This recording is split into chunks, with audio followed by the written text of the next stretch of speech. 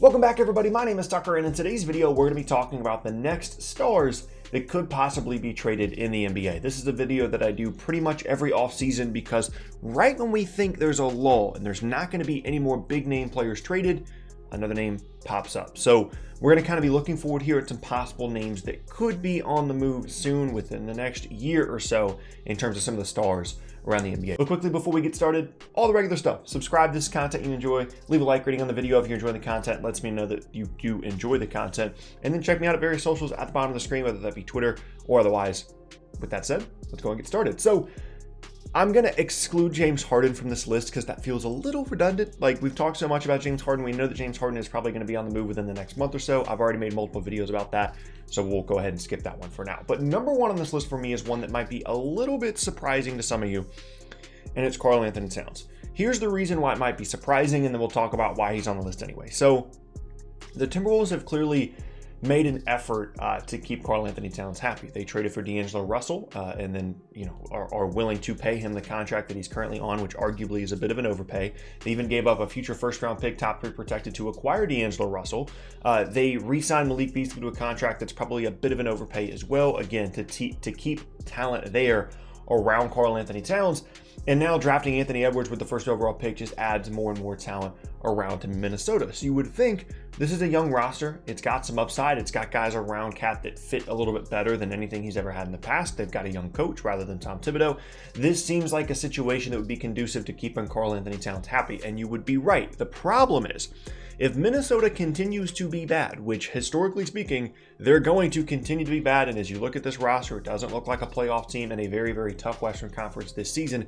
If that's the case, then that is going to presumably trump everything else that's happening there in Minnesota. You can put whatever players around Cat you want to. You can try and make him as happy as you want to from a personality standpoint. But at the end of the day, if you're playing on the Minnesota Timberwolves and you're winning 30 games every season, if you're a competitive player like it seems Cat is, you're not going to be happy. And so that's why I think he is still on the short list, even with Anthony Edwards, even with Malik Beasley, even with D'Angelo Russell, even with some of the other young players they have on this roster. I still think that Karl-Anthony Towns would be on the short list to come out within a year and say, you know what? I don't want to be a Minnesota Timberwolf anymore. I don't understand why all these other guys get to go to these places like the Lakers and these successful franchises, and I have to just waste away my prime here in Minnesota. It doesn't seem fair. I want to leave. I still think that's a realistic scenario, even though they do have D'Angelo Russell there. Maybe there's a big move in play for them to potentially bring in a star rather than shipping out Towns, but I think at some point it is definitely possible that Towns will get traded away, or at least asked to be traded here within the next year to 18 months or so. Next up now on the list is one that we've talked about a lot in the past, but has been kind of put on the back burner a little bit lately, and it is Zach Lavine of the Chicago Bulls. Now, this is not necessarily a situation of Zach Lavine like being unhappy in Chicago. It's becoming a very, very jumbled roster there in Chicago with a ton of different young players, including Lavine. You've got Lavine, you've got Kobe White, you've got Lauri Markkanen, you've got Wendell Carter Jr., you've got Patrick Williams, Otto Porter Jr. as well, who's a big expiring contract for the season. There's a lot of different things happening here for Chicago. And at a certain point, they either kind of need to consolidate their younger players into a true star, or they need to start moving some pieces around so that they can kind of get everybody on the same page and on the same timeline. And I'm not sure which direction Chicago is going to go in there, but if I had to pick one player to potentially be traded on this roster, I would probably go in the direction of someone like Zach Lavine. It's not that he's a bad player necessarily. You guys kind of know my opinion about Zach Lavine from videos in the past, but I do think he would have a good amount of value on the trade market. His contract is coming up, and I think he would be a player that teams would target and take a look at as potentially a buy low there in Chicago, depending on what kind of season he has this year. People understand that he's a talented player. He can create. He's a good perimeter player, and at the end of the day, maybe Chicago just looks at their roster and says, you know what, we need to mix it up. We need to, cash in our young players for a true star, or we need to kind of just change up the roster in general. We've got too many of these guys all kind of jumbled together. And I think in that scenario, Zach Lavine might end up being the odd man out here. So he's another player to kind of take a look at. Another one that we've kind of forgotten about a little bit on the back burner, but I think is still a very realistic possibility, is Victor Oladipo, who's obviously a 2021 free agent. We can talk about things that Oladipo has said publicly about wanting to be in Indiana, but privately there were conversations had that said that he didn't want to be in Indiana. So you kind of don't really know where Victor Oladipo is at the moment. And it was reported that, the Bucks were attempting to acquire Oladipo for like Dante DiVincenzo in a late first.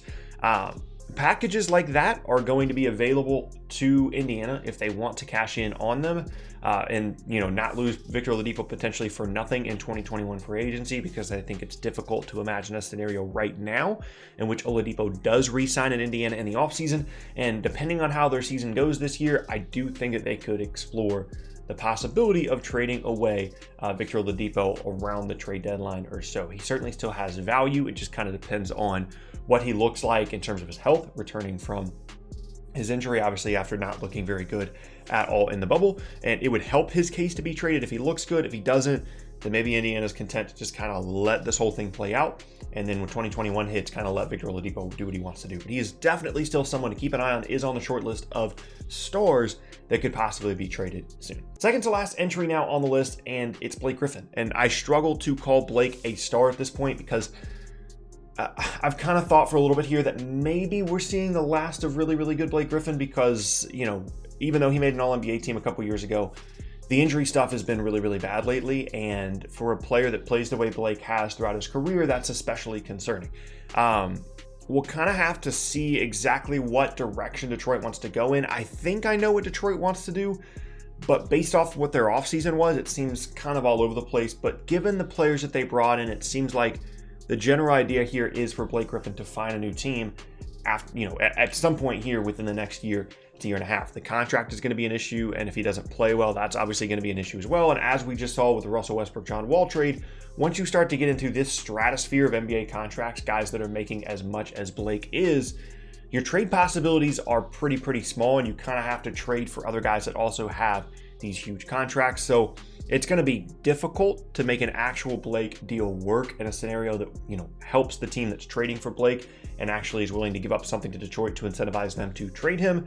But either way, I still think that this is a guy that certainly could be on the move at some point here within the next year to year and a half. And the last up now is a bit of a surprising one, probably for a lot of people, but I still think it's worth putting him on the list. And it's Bradley Beal and Russell Westbrook. Let's start with Beal, then we'll talk about Westbrook. So Beal is a guy that we've had on the trade block for a little while now, right? He signed the extension with Washington, but still is a guy that could ask out at any moment, realistically, because he's a really talented player. They've had some struggles in terms of success lately, whether that be because of the injury issues to John Wall or otherwise on this roster. And Beal could always just be like, you know what? I'm tired of being a Washington Wizard. I want to go on a team that I'm actually going to have a chance to win and to compete. And having Russell Westbrook doesn't necessarily change that. Now, I think it helps them get into the playoffs, but Westbrook's style has been known to, maybe rub some teammates the wrong way. And this is now 2 times in 2 years that Westbrook himself has been traded. And it's possible that kind of rubs off a little bit on Bradley Beal, and then he asks to be traded. Now, if that's a scenario that happens and Bradley Beal is like, you know what, I don't want to be in Washington anymore, move me, I think the Wizards would look pretty strongly at trading Westbrook as well for whatever his value is at the time. I don't think it would make any sense for them to trade Beal and then keep Westbrook to kind of build around. I mean, I guess you could make the case that they could get some legitimate pieces in exchange for Beal rather than just all these young guys, and then you build this team in Washington around Westbrook and what he can still do at that point in his career. But all that just seems like a really, really strange scenario. So just keep an eye on it. Don't completely forget about the possibility of a Bradley Beal trade here, especially as the summer 2021 approaches and teams look to add big pieces in 2021. Bradley Beal could be a part of that via a trade at some point. And all I'm saying is when there don't appear to be too many potential stars on the table and able to be traded at the level that Bradley Beal is, teams can get a little bit angsty and get a little bit excited about trading for someone like Beal if he's really the only guy potentially available on the market, which could cause them to potentially trade more for him than they normally would, which could incentivize teams to really chase Beal, which could allow him to be like, you know what, maybe I don't want to be in Washington anymore, which then leads to a potential Westbrook trade. So keep an eye on those, but that is my full list of NBA stars that could be traded next, or at least asked to be traded next. Karl-Anthony Towns, Zach Lavine, Victor Oladipo, Blake Griffin, Bradley Beal, and Russell Westbrook. Some of those we've talked about a lot in the past. Other ones I tried to be a little bit more out of the box and different about, but let me know what you guys think about some other potential stars that could be traded here in the near future. Let me know down in the comment section below who you guys think that could possibly be. But that is going to be the end of today's video, and I thank you all very much for watching. Once again, my name is Tucker. If you missed any of my previous videos, be sure to check out the boxes on the screen. Hope you guys have an awesome rest of your day, and I will see you all next time.